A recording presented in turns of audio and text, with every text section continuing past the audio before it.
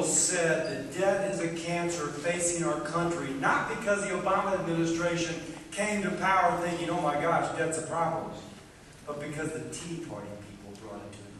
Because the people spoke, you spoke, and now the president, having to acknowledge that, has appointed a commission, and they say that your issue is the issue that has to be addressed. I applaud you.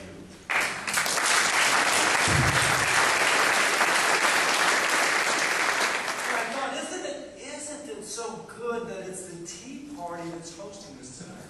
Because if you think about it, the spirit of the Tea Party movement is that a government derives its legitimacy from the consent of the governed. Now, as it turns out, those that are governed are not stupid.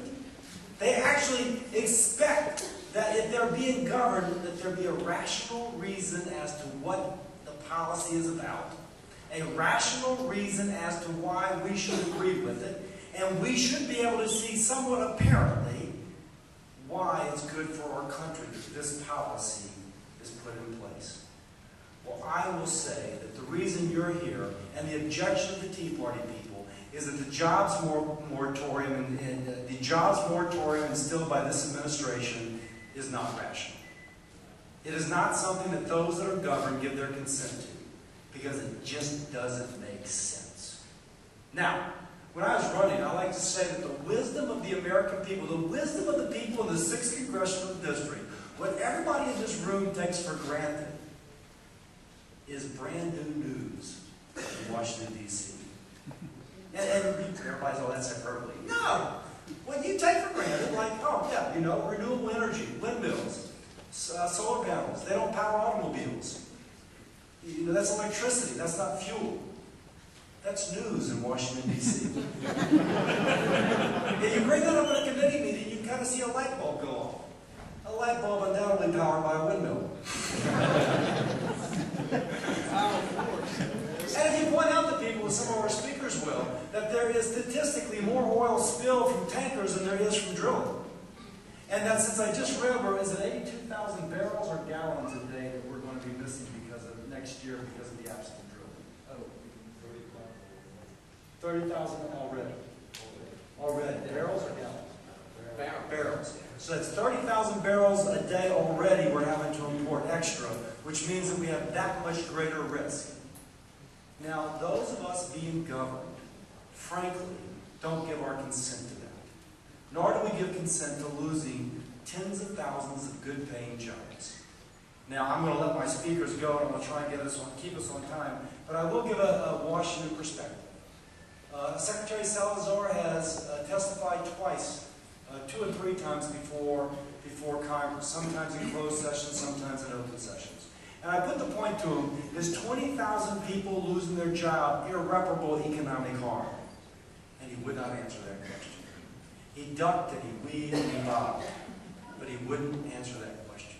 And finally, the best he could do is that the theoretical harm of another spill that could happen outweighs the actual harm of tens of thousands of people losing their jobs. Now, that is not something that I think anyone in this room gives their consent to. It doesn't make sense. So I'll tell you, the other perspective I have from Washington, D.C. is that they are going to stop drilling. They are going to stop it. They're going to stop it maybe only until the end of November, but it's not going to start before then. And even if Judge Feldman again points out that whatever the new moratorium is arbitrary and capricious, they will appeal that, and they will appeal that. And then they'll put forth regulations which are so ill-defined that they can't be understood. And then they will be, you see where I'm going with that, they will stop drilling until November the 30th. And somehow the fact that BP has set up a fund whereby you can come get a handout as opposed to having your job is supposed to make up for it.